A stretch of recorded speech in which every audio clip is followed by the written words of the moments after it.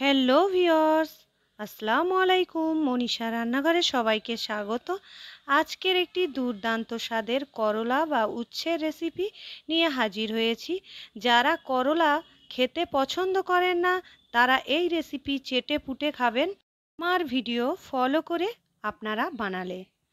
তো চলুন দেখে নেওয়া যাক। কথা না বাড়িয়ে এখানে আমি মাছের ডিম নিয়ে নিয়েছি, আর আলু নিয়ে নিয়েছি, আর অল্প করে কুমড়ো নিয়েছি, আর উচ্ছে কেটে নিয়েছি।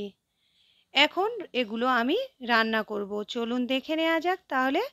প্রথমে কড়াতে আমি তেল দিয়েছি, তেলটা গরম হয়ে গেছে। এর মধ্যে আমি মাছের ডিমগুলো দিয়ে দিয়েছি।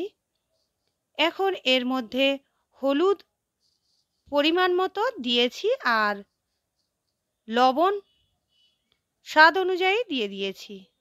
এখন ভালো করে এগুলো ভেজে নিয়েছি।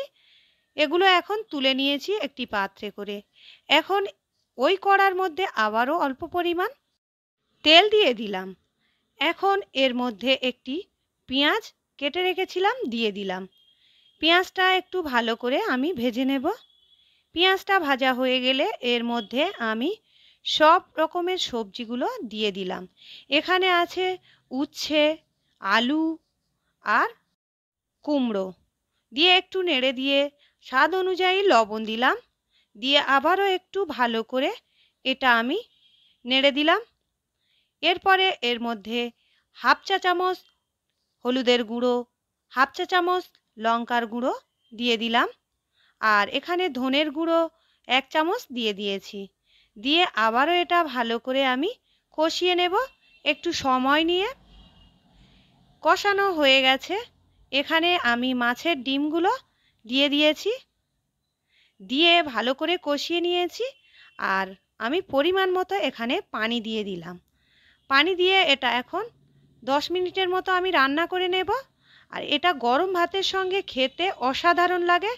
যারা করলা খেতে পছন্দ করেন না তারা একবার এইভাবে বানিয়ে খেয়ে দেখতে পারেন। আশা করি আপনাদের ভীষণ ভালো লাগবে। আপনারা এই একটি রেসিপি দিয়ে পুরো এক থালা ভাত এক নিমিষে খেয়ে ফেলতে পারেন। তাহলে বন্ধুরা, আমার রেসিপি যদি আপনাদের ভালো লাগে অবশ্যই একবার হলেও বানিয়ে খেতে পারেন। আর ভিডিও ভালো লাগলে অবশ্যই লাইক, কমেন্ট, শেয়ার করবেন। পাশে থাকা বেল আইকন প্রেস করবেন, আর সাবস্ক্রাইব করতে ভুলবেন অল নোটিফিকেশান অন করে দেবেন। এতে করে আমার সমস্ত ভিডিও আপনাদের কাছে পৌঁছে যাবে।